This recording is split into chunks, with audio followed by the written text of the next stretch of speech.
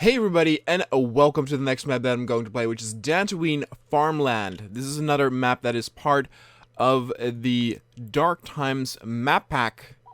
And before we actually get into the actual map, in the previous video that I uploaded to the channel, I got a very good comment of my boy Doomnoodle, who's a great supporter of the channel. And he actually said that there is a campaign in this map pack. Now, in order to actually do the campaign, you need to do the mode Galactic Conquest, and that actually turns all the levels into, indeed, campaign missions.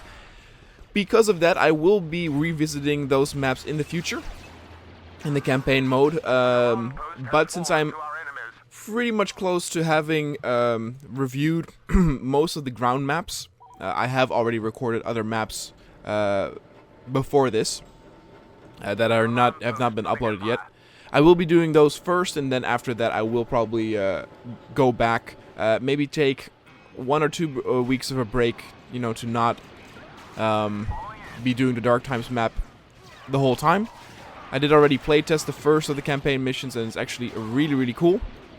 But I would also like to apologize because I think in the next video that I'm doing, which is the Outer Rim, I'm actually talking about how you don't often see map packs or series of maps that have, for example, a coherent story or a follow-up or a certain order of maps that you need to play. And I think I actually used the Dark Times as an example, and that is, of course, now not the case, since it has a proper campaign and storyline and a chronological order. So my apologies there. Again, that video is already recorded, so yeah.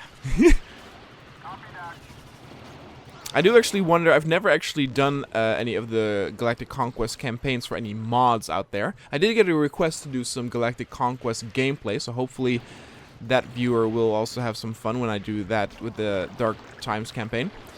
But what I do want to know is, are there other mods that have this? I do, for example, know that there are mods out there that support Galactic Conquest, but to my knowledge, they didn't actually have a campaign. It just had the regular maps and in Galactic Conquest mode.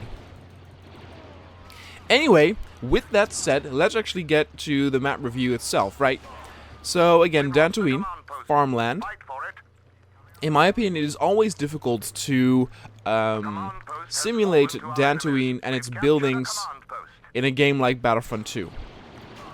Even with the Battlefront 3 Legacy mod, you kind of get the feeling that most of the props and everything, it has sort of a medieval feeling, or even World War II feeling, since this is all such, you know, a farmland area. And, for example, this barn over here kind of looks like just a regular barn. Of course, what we know from Dantooine is that there's a lot of round shapes used for the buildings. The cool thing here is, of course, that the buildings are enterable. And this map really focuses on open field combat with some interior thrown in there. The map, on first glance, looks very big, but if you actually play for a little while, you can actually see that it's not that big. It's also because it's so open. From certain points, you can have good overwatch with snipers.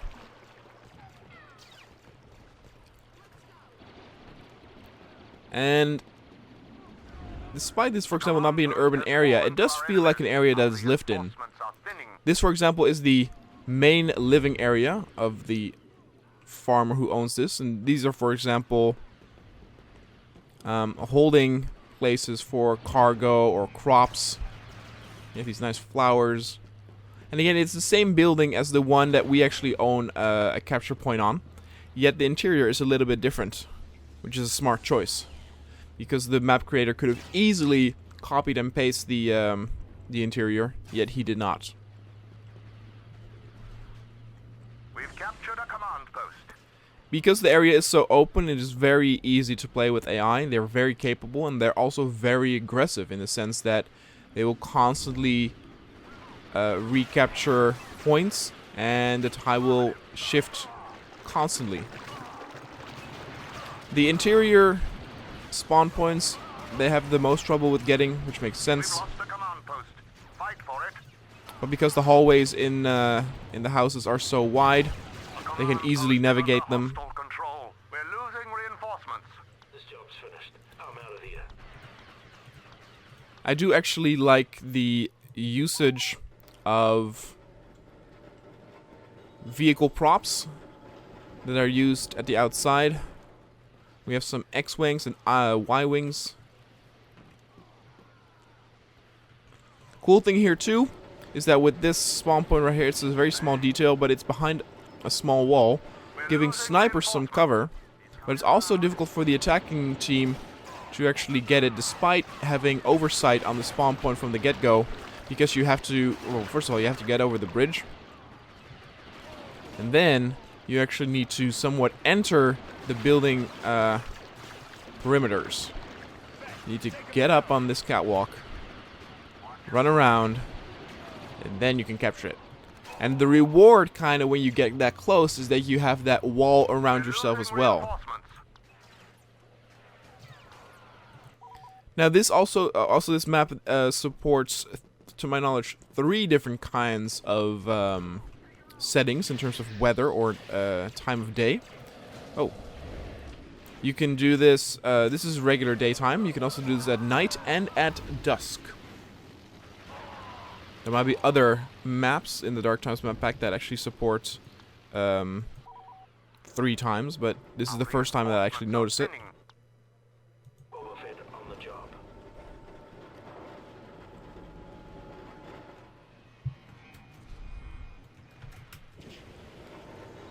Just Korriban, I don't know if it has 2 settings, since it's all inside. Or actually, Balmora Outpost also really doesn't have... Does it have 2 different settings? What's cool too is, again, as I said, we're going to do the campaign in the future, and to my knowledge in the campaign you play as the rebels, so that way we can actually get to see the other side as well.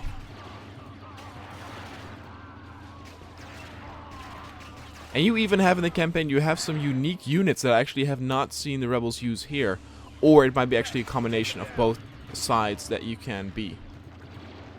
Just the same that the Empire has 2 sides that it randomly chooses between. We've captured a command post.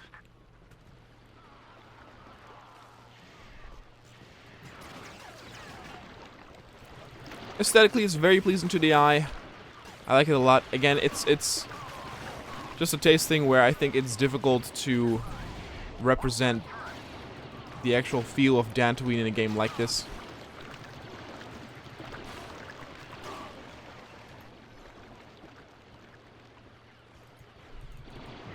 Again, when I see this barn, I have the feeling I'm in Normandy.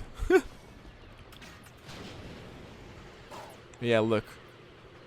Also, that ship, that harvester, is actually a very nice little detail. Oh, shit! Stop. Oh, he killed his own guy. Traitor!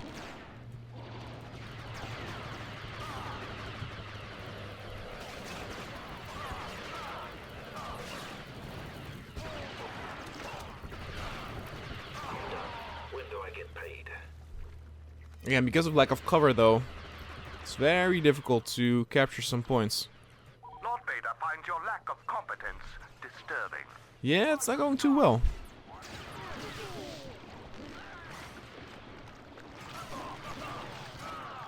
Ow.